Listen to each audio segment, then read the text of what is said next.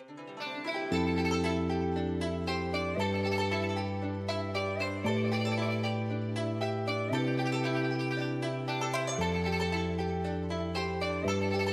আমরা চলে এসেছি খাসিয়ান বাজারে, যেটা অবস্থিত সোহরা চেরাপুঞ্জিতে। আর আমরা এখানে ঘুরে ঘুরে দেখব যে কি কি আছে।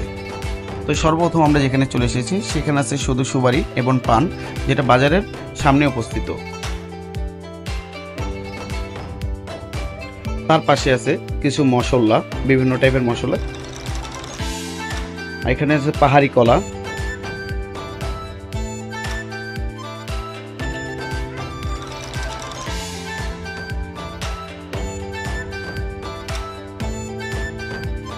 বাজার থেকে নামলেই পাবেন কিছু ফলের দোকান ও কাঁচা সবজি।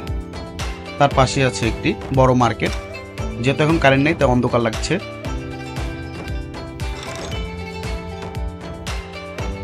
খাসিয়ান বাজারে কিন্তু সবাই মেয়েরাই বাজার করে এবং মেয়েরাই সেল করে।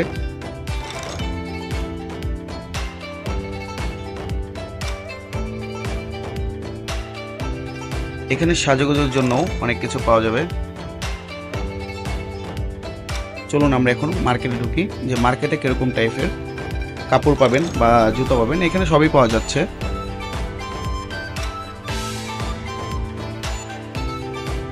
যেহেতু এখন কারেন্ট নেই এর ভিতরে, তাই একটু অন্ধকার লাগতেছে।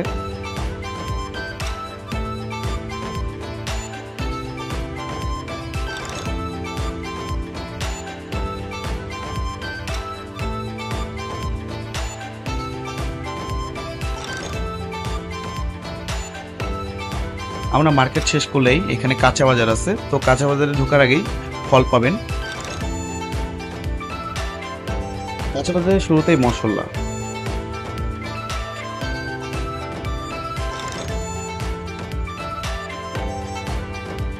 যেহেতু এটা বাংলাদেশের পাশে অবস্থিত, সো এখানে কাঁচা বাজার আর বাংলাদেশের কাঁচা বাজারের ভিতরে আহামরি কোনো পার্থক্য নেই। হয়তো বা কিছু কিছু নতুন এখানে প্রোডাক্ট পাবেন, এছাড়া কিছু না। আর বাকি যা আছে সব বাংলাদেশের মতোই, ফলের সাইজ বলেন, কাঁচামাল, সবজি যা আছে সব একই রকম। এখানে কিন্তু শুটকিটা খুব ভালো চলে।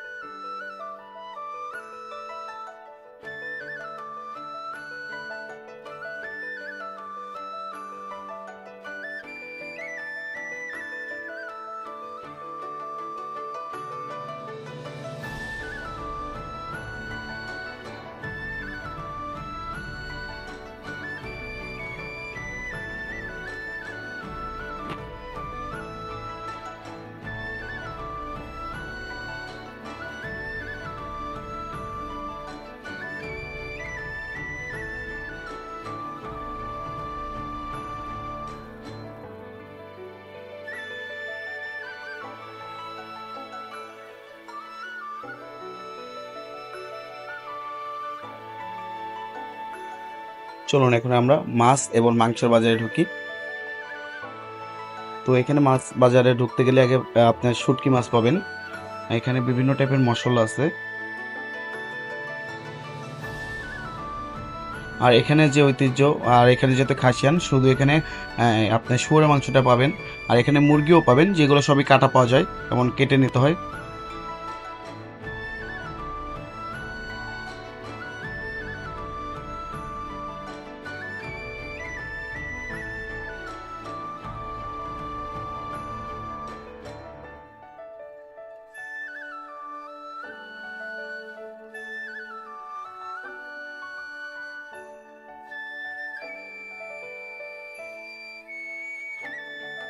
তো আমরা এখন আস্তে আস্তে ফল বাজারের দিকে ঢুকতেছি। তো ফল বলতে আহামরি কিছুই নেই। যেটা আমার আনকমন লাগছে যে এই ফলটা আমি বাংলাদেশে ওরকম সচরাচর দেখিনি, তাই এটা নিয়ে আমার একটু ইন্টারেস্ট বেশি ছিল। আর এই কারণে আমি 20 রুপি দিয়ে এক প্যাকেট কিনি।